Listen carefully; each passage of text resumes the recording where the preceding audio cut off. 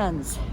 I'm Basia Alexander, intuitive interspecies nature communicator, and I'm in a beautiful city in France, in the area in front of the main rail station, of course under less than ideal conditions, but you know, the trees that you see behind me and in the background are also living in less than ideal conditions. So I wanted to do a video here to share with you the message that I received from trees and from all the living beings here in this square. It's actually more like an oval.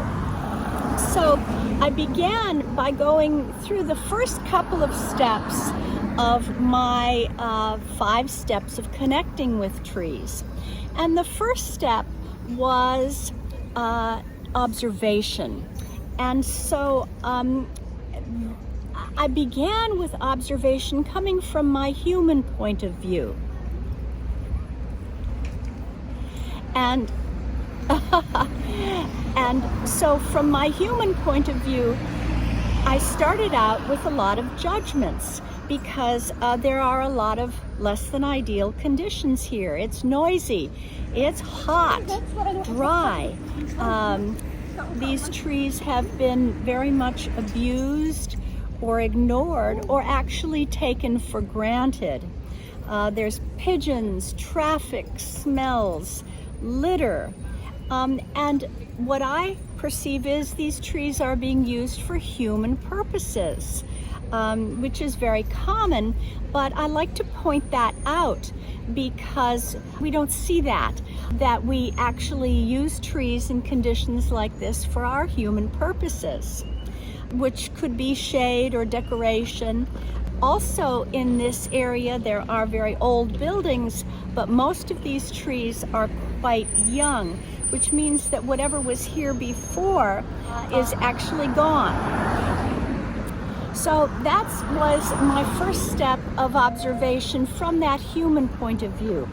And I'm going to get to the tree's point of view shortly. The next step of connecting with that energy of trees and plants, and obviously you don't often think of connecting in a place like this, but it is possible and actually would be good, because the next step is appreciation, and heaven knows these trees need our appreciation. So I have appreciation to them for withstanding all of this human environmental assault. And still being green. You can see that many of them here are still green. The third step is inner quiet. Well, I've done a bit of practice at this, so even in this kind of condition, I can find that feeling of inner quiet, of a bit of solitude, of really neutrality. Neutrality turned out to be the most important thing because of all my judgments. I have judgments about all of these less than ideal conditions here.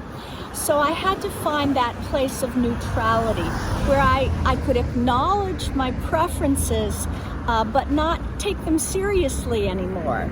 Then I moved on to the next step, which is more of an intuitive, sensory experience of trees and plants.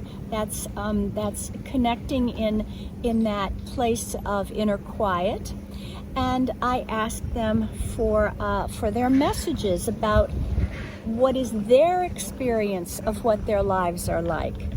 So let me read you their answer that I wrote down.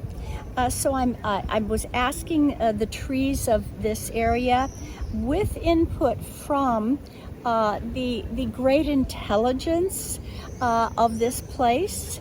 You might call it the spiritual intelligence of this place. And so this is their response. We trees serve the design of this space, which is ancient.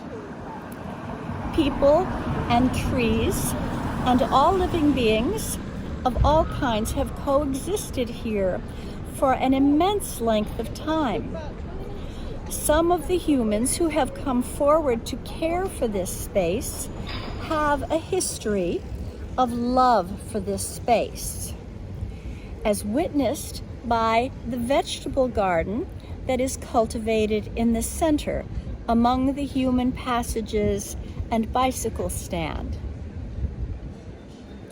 We trees gain a small measure of inspiration from the young plants in that garden.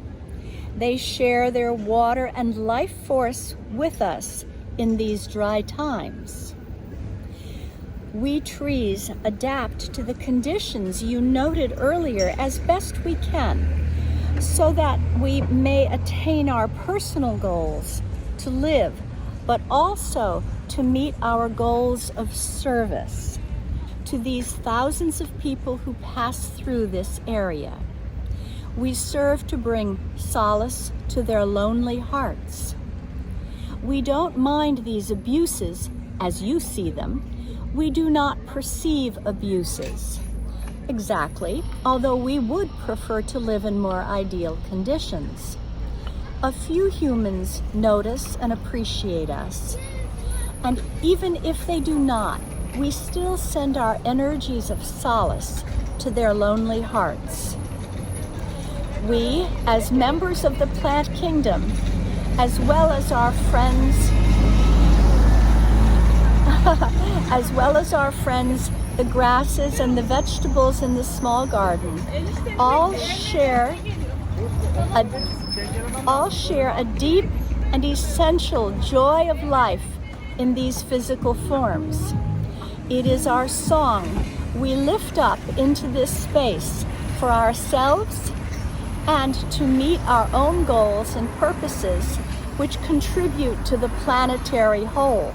Our message and advice to humanity, we say, no matter your living conditions, even if they are less than ideal, as our living conditions are less than ideal, no matter your living conditions, you can give solace to others.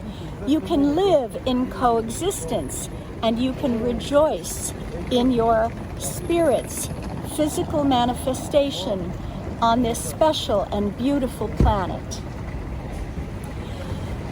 So, thank you so much for receiving their messages and for having this experience with me of the trees' very beneficial intentions in these less than ideal conditions.